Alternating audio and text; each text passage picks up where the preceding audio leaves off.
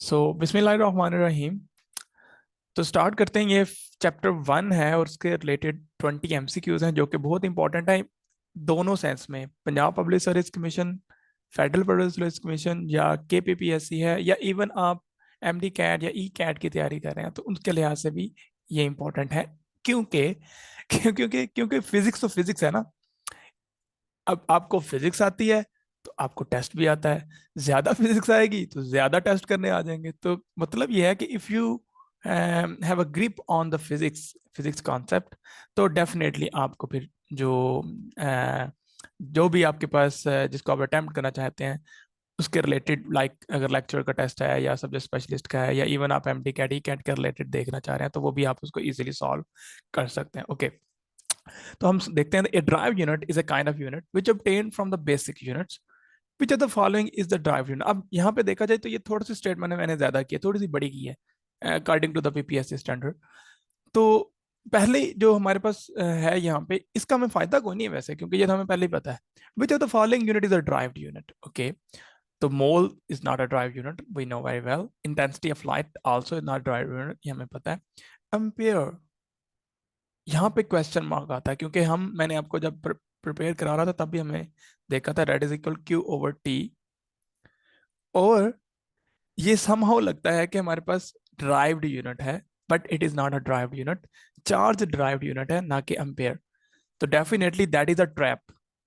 और काफी लोग इस ट्रैप में आए हैं, शायद इन्होंने लेक्चर नहीं लिया, जस्ट अटेंड किया है, टेस्ट को अटेम्प्ट किया है, तो उन्होंने इसको टिक किया है। तो जो इसका करेक्ट ऑप्शन था वो था नन ऑफ दिस। ओके, अच्छा, तो ये इसकी करेक्ट ऑप्शन था। नेक्स्ट हम चलते हैं इस पे। अच्छा, ये भी काफी लोगों ने इसको गलत किया जबकि ये बहुत सिंपल सा था। लेकिन इसमें इस क्वेश्चन में जो इंपॉर्टेंट चीज है वो ये है कि हमने स्टेटमेंट को बहुत ध्यान से पढ़ना है। अब जैसे कि हमारे पास जो फर्स्ट ईयर में एग्जांपल थी वो ये थी कि अगर रेडियस के अंदर परसेंटेज अनसर्टेनिटी दी हो, जो कि मैंने यहाँ पे 1% दी है, तो परसेंटेज अनसर्टेनिटी वॉल्यूम में थी वहां पे, जो कि आपको याद होगा तो 3/4 पाई आर क्यूब था। तो आपने सिंपली ये नहीं देखा कि नीचे मैंने क्या लिखा है, surface area of the sphere, ना कि वॉल्यूम ऑफ द स्फीयर। तो काफी लोगों ने ये देखे बगैर कि नीचे मैंने क्या लिखा है, सरफेस एरिया लिखा है कि वॉल्यूम लिखा है, तो उन्होंने यही सोचा कि हाँ हाँ ये वॉल्यूम ही पूछा जा रहा है। तो आपने सिंपल इसको 1 को 3 से मल्टीप्लाई करके इसको टिक कर दिया, and that was a trap. मैं इंटेंशनली इस चीज को डाला और मैंने ये सोचते हुए कि ये लोग इसको अटेम्प्ट करेंगे, क्योंकि लोग पूरा नहीं पढ़ते। इवन हम जब अप्लाई कर रहे होते हैं किसी जगह पे भी, तो हम भी उसकी इंस्ट्रक्शन भी नहीं पढ़ते कि कितने केबी की हमने फाइल अपलोड करनी है, किस फॉर्मेट में अपलोड करनी है, वगैरह वगैरह वगैरह। तो ये चीजें हम इसको इंक्लूड कर लेते हैं। I know very well. Okay, sorry, 4/3। ठीक है, thank you for the correction. Okay, ऐसा होता है, मैं इसीलिए तो इसको इंक्लूड कर रहा हूँ ना। Definitely I know that thing. क्योंकि एक और मैं बात बता रहा हूँ कि आप एमसीक्यूज खुद से बनाएं। एमसीक्यूज जब पढ़ रहे हूँ, प्रिपेयर कर रहे हूँ, रिवाइज कर रहे हूँ, एमसीक्यूज बनाएं और फिर वो ग्रुप में सेंड करें। तो देखें उस पर क्या रिस्पॉन्स आता है, और उसमें इंटेंशनली कोई ट्रैप को भी ऐड करें, तो उससे आपकी प्रैक्टिस जो है वो बहुत ज्यादा होगी। नेक्स्ट चलते हैं। विच of the following have larger significant figures. Okay, that is very simple. इसके अंदर 4 सिग्निफिकेंट फिगर्स हैं, यस। इसके अंदर 3 हैं। ओके, ये तो अगर आपको रूल्स पता है तो डेफिनेटली इसके अंदर 2 हैं। ये थोड़ा सा ट्रिकी बन जाता है क्योंकि लेफ्ट साइड पे है मे और मे बी नॉट में आ जाता है। लेकिन अगर आपके पास डेसिमल में हूँ, मतलब इशारे के बाद आपके पास नंबर ऑफ जीरोस हैं, तो दैट इज डेफिनेटली सिग्निफिकेंट। तो इसके अंदर हमारे पास आ जाएंगे 6। तो the correct answer will be D. तो ये सिंपल सा था। नेक्स्ट चलते हैं। विच of the following is the correct record for a diameter of a ball when measured with the vernier caliper of least count of this one। तो definitely जब least count हमें पता होगा तो हम उससे ज्यादा मेजर नहीं कर सकते। तो अगर हम इशारिये के बाद 2 फिगर्स तक आगे जा सकते हैं, तो डेफिनेटली हमारे पास जो मेजरमेंट भी होगी वो 2 फिगर्स तक जाएगी, उससे आगे नहीं जा सकती। तो ये भी करेक्ट नहीं होगी। हाँ, ये हो सकती है। ये भी नहीं होगी, तो नीड इन्फॉर्मेशन तो चाहिए ही नहीं, तो इसका मतलब है करेक्ट आंसर यहाँ पे क्या था, बी था।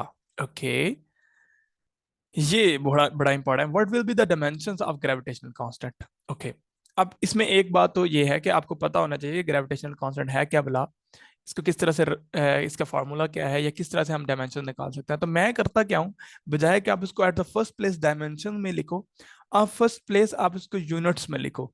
एंड पे जब आपके पास यूनिट सिंप्लीफाई हो जाए तो उन यूनिट्स को डायमेंशन में कन्वर्ट कर दो, तो इजी हो जाता है। अब दो वेज हैं इसको करने के, ये डिपेंड करता है आपको कौन सा फार्मूला याद होगा तो उसके रिलेटेड आप कर सकते हो। तो सिंपल एक है F is equal to G M M over R square, ये सिंपल आपको पता है। तो ओके, तो अब एफ की डायमेंशन को भी आपने पहले फाइंड करना है, फिर आप जी की डायमेंशन को फाइंड कर सकते हो। तो मैं इसके सिंपलिसिटी के लिए M G is equal to G M M over R square कर लेता हूँ। Okay, that is fine. तो अब एक तो एम एम से कट गया, अब ये हम कर क्या रहे हैं,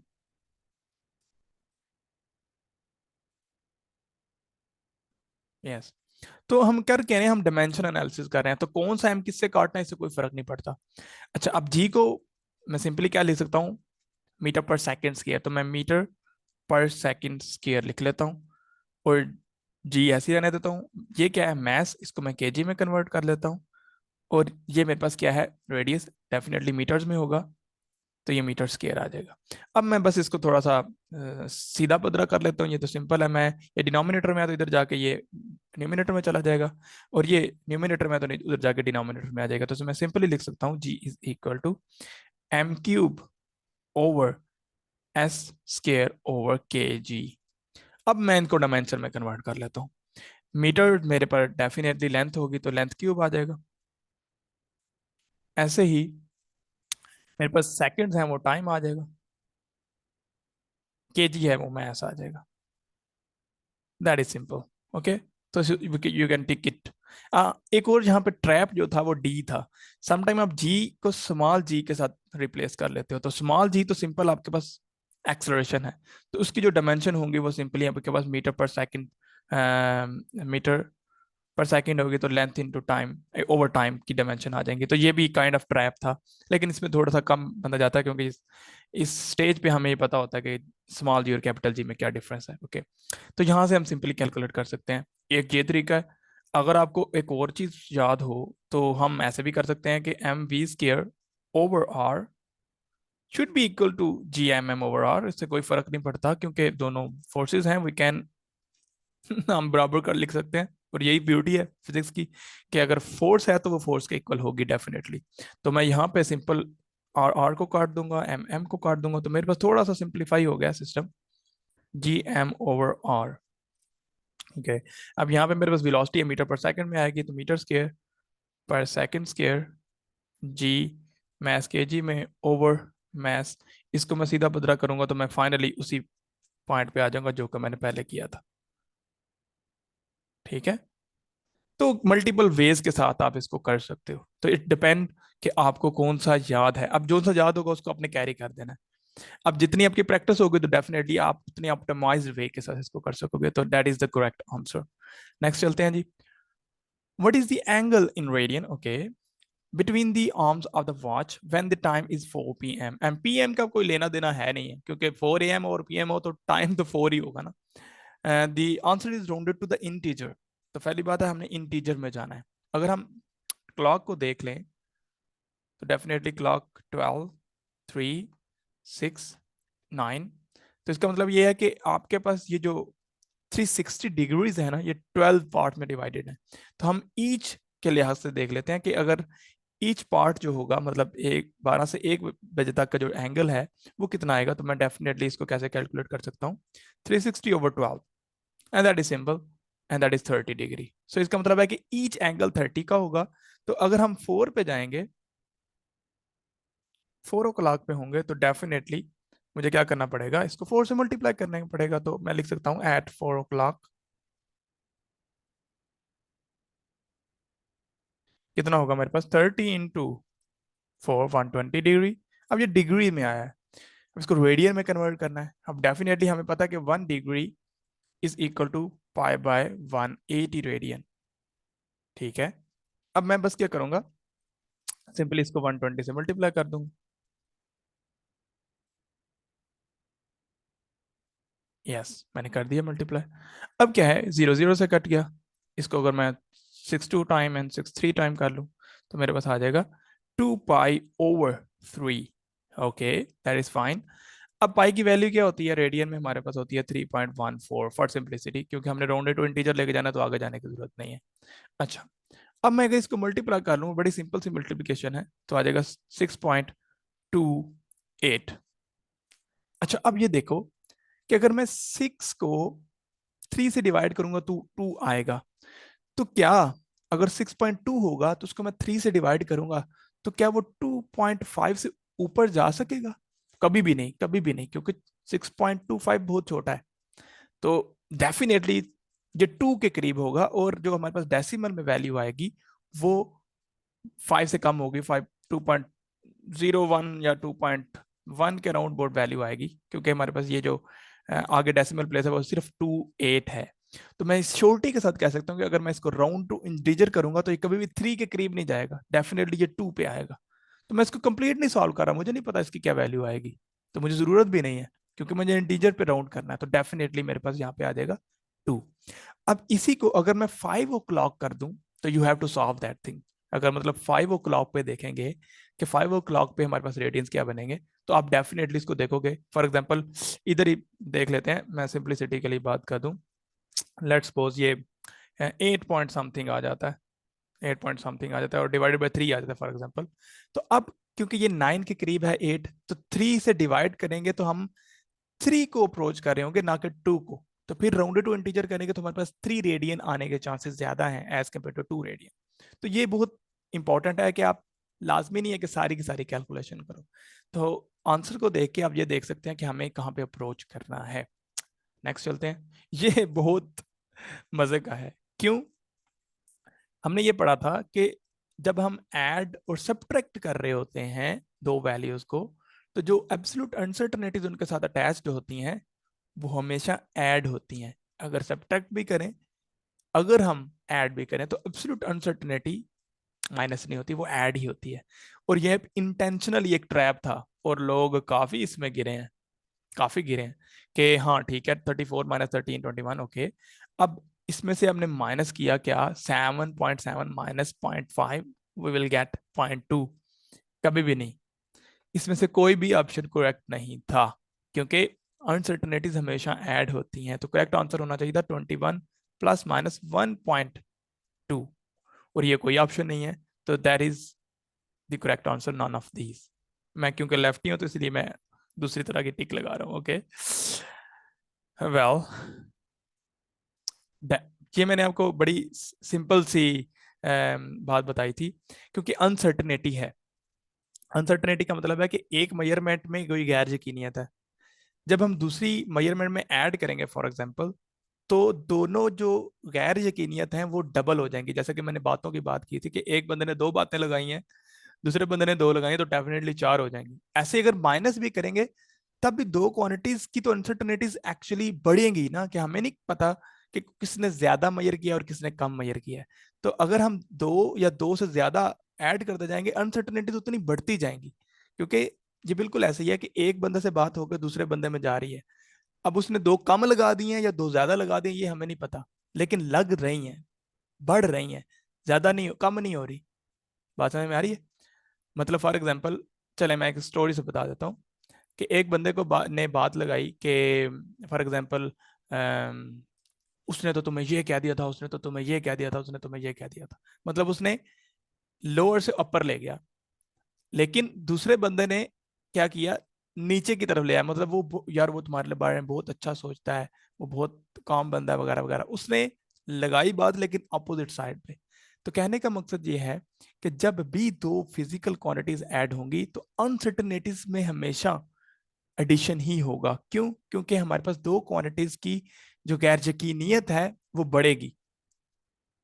क्लियर हुई बात? Good, good, thank you. चलें, तो इसका मतलब है इसके अंदर हमारे पास नन ऑफ दिस ही आएगा। नेक्स्ट है, ये भी बहुत मजे का सवाल है। 44 × 25.2 2 3 is equal to dash if we encounter significant figures. Okay, अब सिग्निफिकेंट फिगर्स हमें पता है कि फाइनल में डेफिनेटली 2 आने चाहिए, क्योंकि हमारे पास यहाँ पे वेयर इज,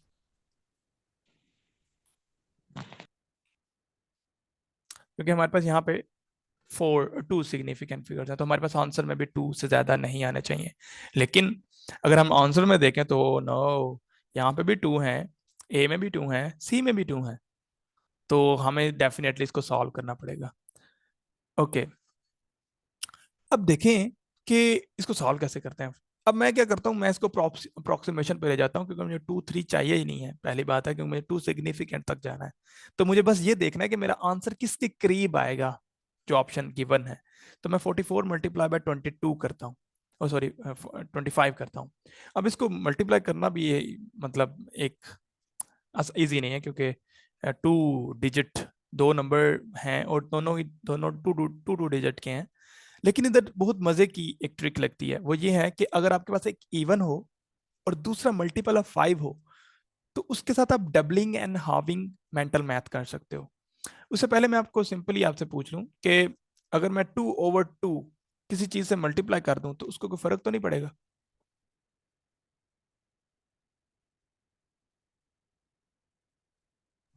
नहीं पड़ेगा। डेफिनेटली नहीं पड़ेगा, क्योंकि 1 है। ठीक है, कोई फर्क नहीं पड़ता। तो ऐसे मैं 3 भी कर सकता हूँ, क्योंकि 1 को मैं मल्टीप्लाई कर सकता हूँ। लेकिन यहाँ पे doubling and having technique use होगी, और बहुत मजे की है। क्या डबलिंग एंड हाविंग टेक्निक है कि हम जो इवन नंबर होगा उसको हाफ करेंगे, और जो हाफ किया होगा मतलब 2 से डिवाइड किया होगा, और जो हमारे पास मल्टीपल ऑफ 5 होगा उसको 2 से मल्टीप्लाई कर देंगे, तो हमारी जिंदगी बहुत ज्यादा आसान हो जाएगी। कैसे? अगर मैं इसको 2 से डिवाइड करता हूँ, तो मैं डेफिनेटली इसको 2 से मल्टीप्लाई कर देता हूँ, तो मुझे कोई फर्क, मैंने कोई वायलेशन नहीं की है। लेकिन इससे होगा क्या, ये मेरे पास आ जाएगा 22, और ये मेरे पास आ जाएगा 50। And then you can see, एक मेरे पास 2 डिजिट ही है, लेकिन एक मेरे पास 1 डिजिट में बन गया, क्योंकि ये जीरो तो सिंपली मल्टीप्लाई हो जाएगा 10 के साथ। ये बड़ा इजी है। लेकिन अगर मैं यहाँ पे दोबारा से doubling and harming technique use करूँ, तो मैं इसको लिख सकता हूँ 22/2 मल्टीप्लाई बाय 50/2। अब ये मेरे पास आ जाएगा 11/100। Wow, I can simply multiply 11 with 100, तो यू कैन गेट 1100। तो डेफिनेटली मेरे पास जो आंसर होगा वो 1100 ही आ रहा है, तो क्लियर टू द 1100 है। तो मैं इसको सिंपली टिक कर लूंगा, तो मेरे पास ये ऑप्शन करेक्ट नहीं होगा।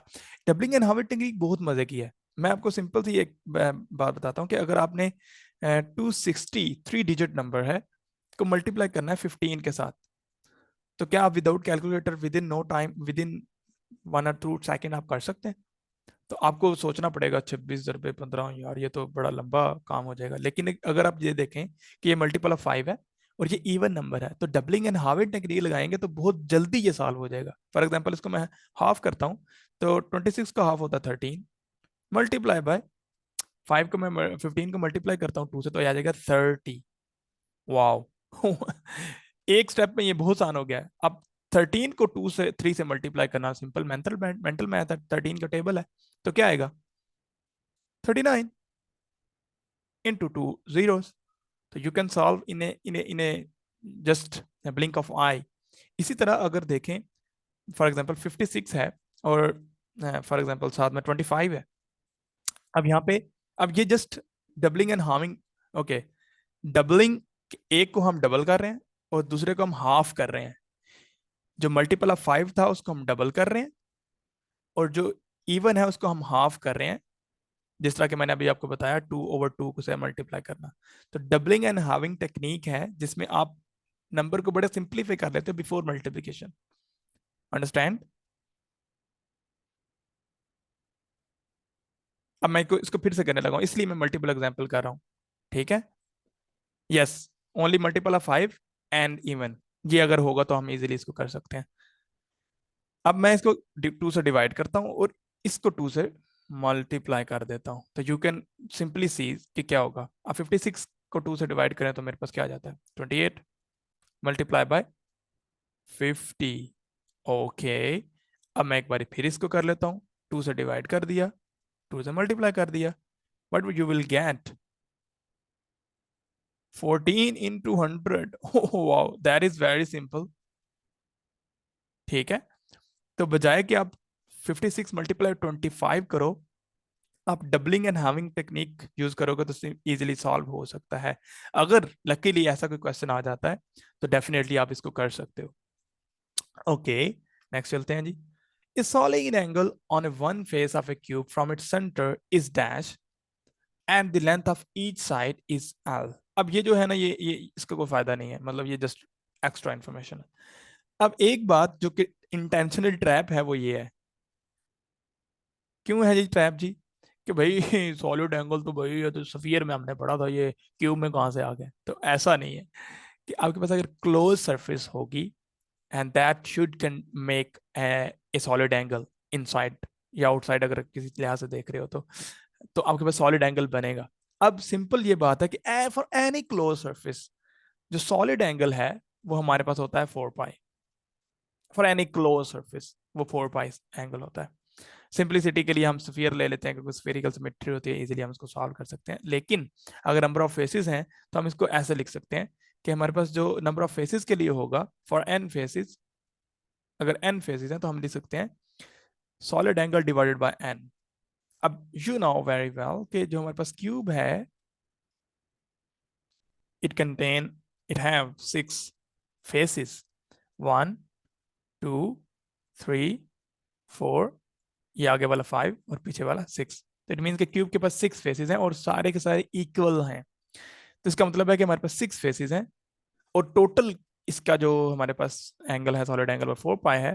तो डिवाइडेड बाय हमारे पास आ जाएगा 6। तो you will easily get 2 pi over 3 and you have to trick that. और यहाँ पे से इंटेंशनली जो डी था कि cube doesn't have solid angle, और ये दो तरह से हमारे पास ट्रैप बनता है। एक ये कि हमारे अक्सर एमसीक्यूज का जो करेक्ट ऑप्शन होता है वो अगर कोई लंबा सा ऑप्शन है तो डेफिनेटली वही करेक्ट ऑप्शन होता है। तो एक उस लिहाज से ये ट्रैप है। दूसरा ये ट्रैप है कि हम जब सॉलिड एंगल की बात करते हैं तो हमने अक्सर क्यूब श्यूब के बारे में कोई सर्च मर्च नहीं किया होता क्योंकि हमारी बुक में नहीं है, तो फिर डेफिनेटली हम उसको नहीं देखते। तो उस लिहाज से ये ट्रैप बन जाता है। मैं इसको अपलोड कर दूंगा, you can see, watch it there. ठीक है, सेशन फिर आउट हो जाएगा तो फिर लंबा हो जाएगा काम। अच्छा, नेक्स्ट है m⁴, l⁴, time to the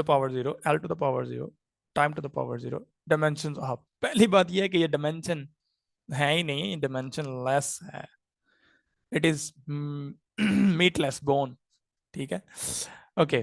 तो इसमें होता क्या है कि आपने देखना है कि किसकी डायमेंशन बनती है। अब स्ट्रेस स्ट्रेन क्या है? Simply change in length over length, या change in volume over volume, या टेंजेंट थीटा शेयर स्ट्रेस है। तो इसका मतलब है कि ये लेंथ लेंथ है, 0 डायमेंशन, वॉल्यूम वॉल्यूम है, 0 डायमेंशन। ऐसी रिफ्रैक्टिवनेस क्या है? Speed of light over speed of light in any medium, तो ये भी स्पीड ओवर स्पीड है, तो ये भी डायमेंशनलेस है। मैग्निफिकेशन क्या है? Ratio of image over object, तो ये भी हाइट ओवर हाइट है, लेंथ ओवर लेंथ है, तो ये भी डायमेंशनलेस। सॉलिड एंगल क्या है? ओके, सॉलिड एंगल जो है वो हमारे पास है एरिया ओवर आर स्क्वायर। तो अगर आपको याद हो तो एरिया की भी जो डायमेंशंस होती हैं वो मीटर स्क्वायर की होती हैं, तो आर भी डेफिनेटली मीटर्स में अगर लेट्स को दिया तो ये भी डायमेंशनलेस है। तो ये सारी की सारी जो क्वांटिटीज हैं डायमेंशनलेस हैं, तो जो आंसर आएगा वो ई आ जाएगा। सिंपल था, not not a very big deal. ये बहुत मजे का है, बहुत मजे का है। इससे पहले मैंने एक क्वेश्चन ग्रुप में सेंड किया था, बिल्कुल ऐसा ही था। उसमें हमने ये देखना था कि अच्छा सबसे लीस्ट सिग्निफिकेंट कौन सा है, तो ऑप्शन में सिग्निफिकेंट वाला आंसर करेक्ट होगा। तो हम देखते हैं कि कौन सा। ओ माय गॉड, ये तो चारों के चारों ही टू सिग्निफिकेंट रखते हैं। अब क्या करें? अब तो सॉल्व करना पड़ेगा। अब एक और बात देखनी पड़ेगी आपको कि ये जो एमसीक्यूज हैं इनकी जो वैल्यूज है काफी दूर दूर हैं, 34, 82, 53, 65। तो अगर हम अप्रोक्सीमेट कर लें कि मेरा जो आंसर है वो किसके करीब आएगा, यू कैन इजीली टिक। तो मैं इसको अप्रोक्सीमेटली सॉल्व करता हूँ, करेक्टली सॉल्व नहीं करता। कैसे? 32 है तो मैं इसको 32 ही ले लेता हूँ क्योंकि 0.09 है तो कोई फर्क नहीं पड़ेगा। प्लस 1.2 है तो 2 क्योंकि क्लोजर टू 1 है तो मैं इसको अप्रोक्सीमेटली 1 कर लेता हूँ। माइनस 17 0.053 है तो 053 को गोला मार दो, 17 आ जाएगा। Divided by 19.8। वाह भाई, क्यों भाई 19.8? 20 ले लेते हैं ना भाई, ठीक है, जिंदगी आसान हो जाएगी हमारी। अच्छा, अब इसको सॉल्व कर लेते हैं, तो ये आ जाएगा 32, सॉरी 33 माइनस 17, 20। ये कितना आ जाएगा? डेफिनेटली कितना आएगा जी? 16/20। ओके, अब मुझे ये बताएं, अब या तो है इसको मैं, इसको वैसे सिंपल भी सॉल्व किया जा सकता है, 8/10, तो मेरे पास आ जाएगा 0.8। अब डेफिनेटली मेरे पास जो 0.8 है इसके करीब नहीं है, नॉट एट ऑल, इसके करीब नहीं है, नॉट एट ऑल, ओ इसके करीब है और इसके करीब भी नहीं है। अब यहाँ पे देखें, आपने करेक्टली रिग्रेसली सॉल्व नहीं किया, आपने जैसे अप्रोक्सीमेट आंसर यूज किया है, तो आप अपने करेक्ट आंसर पे पहुंच गए हैं। तो समटाइम ऐसे होता है कि हम कहते हैं पीपीएससी वालों ने ऐसे एमसीक्यूज दे दी जिसमें कैलकुलेटर की जरूरत थी, हमें कैसे पता है हमने कैसे करना, ऐसे नहीं है, बिल्कुल ऐसा नहीं है। समटाइम ऐसे होता है कि आप उसको सॉल्व कर सकते हो, लेकिन आप उसको देख नहीं पा रहे होते कि हमने इसको अप्रोक्सीमेटली कैसे सॉल्व करना है। नेक्स्ट चलते हैं, the number of significant figures in the measurement. बिल्कुल, अगर आपको रूल याद है तो आपको पता होगा कि ये वाले नकारा है, इनका कोई लेना देना नहीं है, ये वाले जो है इनकी इंपॉर्टेंस है, तो डेफिनेटली हमारे पास 5 सिग्निफिकेंट फिगर्स आ जाएंगे। तो ये बिल्कुल सिंपल था, अगर आपको रूल्स याद है, आपने अगर लेक्चर लिया हुआ है तो आपको डेफिनेटली इसके बारे में पता होगा। Round the following value to the 4 significant figures. Okay, ये मैंने इंटेंशनली 13 एंड 14 जो एमसीक्यूज है वो मैंने इंटेंशनली दिया ताकि ये आइडिया क्लियर हो जाए कि जो कि एम्बिगुअस था फर्स्ट लेक्चर में, वो ये कि 4 सिग्निफिकेंट फिगर्स कौन कौन से हैं जी? 1, 2, 3 एंड 4। अब जो फिफ्थ जिसको हमने डिस्कार्ड करना है वो 5 है। अब हमने ये पहले पढ़ा था कि अगर 5 होगा और पीछे इवन होगा तो हम उसको रिटेन करेंगे, लेकिन ऐसा नहीं है। वो thank you, I think Shahzad है, उन्होंने करेक्शन की कि अगर हमारे पास नॉन जीरो होगा 5 के बाद, that will definitely increase the previous number जिसको हमने इंक्रीज करना है, लाइक 6 को। तो इसके इस प्रॉब्लम में अगर 5 के बाद कोई नॉन जीरो टर्म हो, 1 2 3 4 5 6, तो फिर हम पीछे वाले को इंक्रीज करेंगे डेफिनेटली, चाहे वो इवन है या वो ऑड है। तो इसमें जो करेक्ट ऑप्शन था वो था बी। ओके, नेक्स्ट अगर देखते हैं, जो क्वेश्चन नंबर 14 था बिल्कुल सेम था, लेकिन मैंने 5 के बाद जीरो को पुट कर दिया। अब इसमें क्या हुआ, अगर जीरो है तो डेफिनेटली फिर हम जो इवन एंड ऑड का चक्कर है वो हम लगाएंगे। तो अब हमारे पास अगर पीछे वाला जिसको हमने रिटेन करना है वो इवन होगा तो फिर हम उसको छेड़ेंगे नहीं, तो हम उसको एज इट इज रहने देंगे। तो ये मेरे पास आ जाएगा ऑप्शन ए। ये चीज क्लियर होगी है? अगर नहीं हुई तो you can ask it.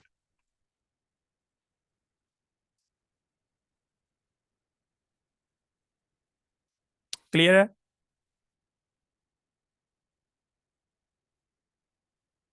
Okay, the complete silence.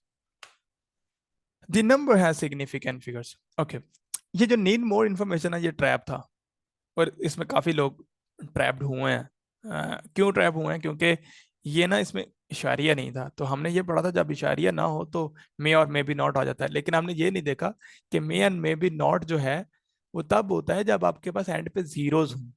जितने भी नॉन जीरो हैं, जितने भी नॉन जीरो हैं वो सारे के सारे सिग्निफिकेंट हैं। तो ये नॉन जीरोज हैं, और अगर कोई बीच में जीरो आ जाता है तो वो भी सिग्निफिकेंट होगा। तो definitely there should be a 5। Next चलते हैं दी, solid angle is equal to 1 steradian when the surface area equal to what? तो definitely solid angle is equal to A over R square. तो अगर ए मेरे पास आर स्क्वायर होगा तो ही मेरे पास सॉलिड एंगल 1 स्टेरेडियन के इक्वल आएगा। तो ये इसका ऑप्शन डायरेक्टली होगा हमारे पास डी। तो हमारे पास एरिया आर स्क्वायर के इक्वल आना चाहिए। नेक्स्ट है, in the cricket match 600 spectators are counted one by one. अब ऐसा तो नहीं होता कि चार चार करके काउंट किए जाए वैसे किए जा सकते हैं, लेकिन वन बाय वन काउंट किया मीन्स कि एक एक बंदे को हमने चेक किया है, तो इसका मतलब है हमारे पास लीस्ट काउंट वन है। तो अगर आपके पास लीस्ट काउंट वन है तो आप 6 डिजिट 3 डिजिट को कैलकुलेट करें तो डेफिनेटली ये तीनों के तीनों सिग्निफिकेंट होंगे। अब इसमें हमें पता था कि ये 600 कहाँ से आया है, तो हम कह सकते हैं कि हमारे पास 600 सिग्निफिकेंट हैं तीनों के तीनों। अगर ये हमें ना पता होता कि कैसे काउंट किया तो डेफिनेटली हम इसके बारे में कुछ नहीं कह सकते थे। अगर मैं यहाँ पे ऑप्शन ई दे देता, नीड मोर इन्फॉर्मेशन, तो वो ज्यादा अच्छा होता, क्योंकि उसमें आपने घुसना था, ठीक है। तो बस वो मैंने नहीं दिया, तो यहाँ पे ऑप्शन होगा वो सी आ जाएगा। इसी तरह according to the current study of study the age of the universe is approximately. अब ये भी जस्ट इल्यूजन है, आपने ध्यान से एमसीक्यूज नहीं देखे कि क्या है। मैंने आपको लेक्चर में बताया था कि एक रिसेंट स्टडी में 13.7 बिलियन ईयर्स हैं जो कि एज ऑफ द यूनिवर्स है। तो मिलियन और बिलियन को अगर हमसे ठीक से नहीं देखा तो वो नहीं पता चलेगा कि मिलियन क्या है बिलियन क्या है। तो डेफिनेटली कुछ तो इसमें ट्रैप हो गए कि 13 था कि 14 था, कुछ इसमें ट्रैप हो गए। तो ये सिर्फ रट्टा था, अगर आपको याद है तो डेफिनेटली आपको इसका पता होगा। तो रट्टा भी कोई अच्छी चीज, कोई बुरी चीज नहीं है, अच्छी चीज है, क्योंकि समटाइम आपको चीजें मेमोराइज करनी पड़ती हैं। ओके, सेकंड लास्ट है, the percentage uncertainty the mass and the gravitational acceleration is 3। और हाइट की फॉर एग्जांपल जीरो कर लो, होती नहीं वैसे, होती कुछ ना कुछ होती है, लेकिन मैंने सपोज किया हुआ है। तो परसेंटेज अनसर्टेनिटी पोटेंशियल एनर्जी में कितनी होगी? तो definitely potential energy is equal to mgh। तो इसमें ट्रैप क्या था? एक तो ट्रैप ये था, क्यों ट्रैप था मैं बता देता हूँ। ट्रैप इस सेंस में था कि लोग कहेंगे ओहो ये तो जीरो आ गया, तो जीरो को मल्टीप्लाई करेंगे तो जीरो आ जाएगा। तो डेफिनेटली ये ट्रैप था। दूसरा, अक्सर लोग इसको मल्टीप्लाई कर देते हैं, जबकि बताया है कि जो परसेंटेज अनसर्टनिटी होती है मल्टीप्लिकेशन और डिवीजन में वो ऐड होती हैं। तो that was a trap again. और जो करेक्ट ऑप्शन था वो ये था कि जस्ट मल्टी, जो परसेंटेज अनसर्टेनिटी है वो ऐड होती हैं। तो 2n+3 इज इक्वल टू 5। तो हमारे पास जो करेक्ट ऑप्शन था वो बी था, and that is simple. Last देख लेते हैं, वो बहुत मजे का है। How many meters in 1 nanometer. तो अक्सर बच्चों से सवाल पूछा जाए ना कि एक दिन में कितने हफ्ते होते हैं, तो वो कहते हैं ऐसे कैसे हो सकता है। या हम ये कहते हैं कि 1 मिनट में कितने घंटे होते हैं, तो कहते हैं ऐसे तो हो ही नहीं सकता। तो ये वैसे कॉमन सा था। डेफिनेटली हम मैथमेटिक्स से देखें तो हम सिंपल कह सकते हैं कि अगर 1 मीटर में 10⁻⁹ होते हैं, तो डेफिनेटली 1 नैनोमीटर में 1/10⁹ नैनोमीटर्स होंगे। तो that was completely trivial. Okay, ये तो था एमसीक्यूज के रिलेटेड। अब देख लेते हैं कि नेक्स्ट जो सेशन हमारा होगा, जो कि 8 जून से स्टार्टेड है अल्हम्दुलिल्लाह, उसको हम आगे कैरी कर रहे हैं। फर्स्ट ऑफ ऑल उसकी जो कोर्स प्लान है वो है 2000 पर मंथ, क्योंकि मैं इसको पर मंथ लेके चल रहा हूँ। क्योंकि एक साथ तो फिर आई नो वेरी वेल के देने नहीं होते, तो 2000 पर मंथ है। दूसरा, डेली क्लासेस होंगी with quick MCQs in the middle of the lecture, और मैं उसको इंक्रीज करूंगा। लास्ट टाइम थोड़े कम थे, मैं उसको और बढ़ाऊंगा ताकि साथ साथ ही क्लियर हो जाए कि हम क्या पढ़ रहे हैं। दूसरा, स्टैंडर्डाइज्ड जो होंगे वो टेस्ट लिए जाएंगे, जो कि ये था। और अच्छा, अगर मैं इससे हार्ड करना चाहूँ तो आई कैन डू इट, कोई इशू नहीं है। मैं अगर खुद से बनाना चाहूँ तब भी, या मैं कोई ऐसी बुक उठा लूँ जो कि बहुत ज़्यादा हार्ड होगी तो उसको मैं थोड़ा सा ऊपर नीचे करके आई कैन मेक इट, लेकिन उसका फायदा नहीं होगा।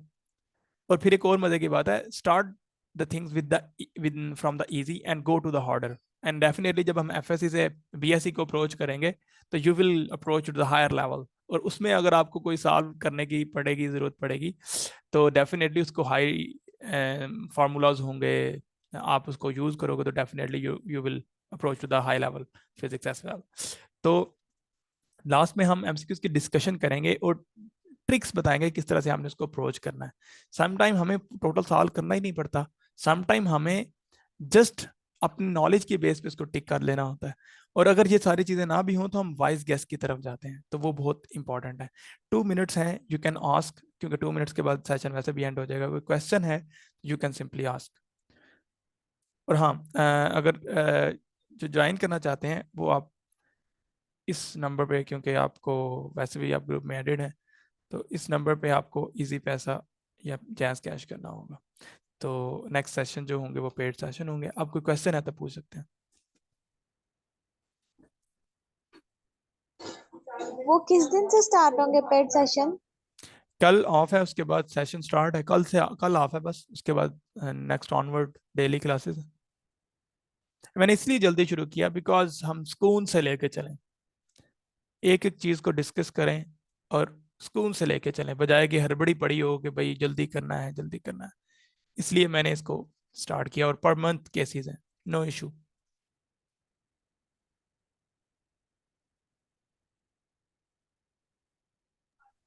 सर टाइमिंग का कुछ बता रहे हैं, फाइनल टाइमिंग क्या होगी? टाइमिंग यही है, 8 PM।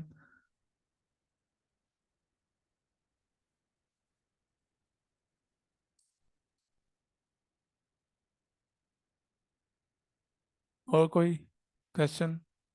less than 1 minute। Sir दिन के टाइम में क्लास पॉसिबल नहीं है? ये डिपेंड करेगा जो कैंडिडेट्स ज्वाइन करते हैं, अगर वो आपस में कोलैबोरेट कर लें तो कोई इशू नहीं है, मुझे कोई इशू नहीं होगा। क्योंकि आजकल हर किसी को ऑफ भी होता है, सो दोपहर के टाइम आई थिंक हाँ, बेहतर कोई रहेगा। इशू नहीं है, अगर आप जो ज्वाइन करेंगे उनमें आपस में कोलैबोरेट कर लें तो मुझे कोई इशू नहीं। सर इसमें ये होता है कि लेक्चर जो होते हैं वो रिकॉर्डेड हो जाते हैं, तो अगर तो वो बंदा टाइमिंग का तो कोई इशू नहीं है, वो बंदा बाद में भी ले सकता है या पहले भी ले सकता है मेरे ख्याल असल में में। मैं पता क्या समझता हूँ, जब ऑनलाइन सेशन है ना तो उसमें आपको जो जो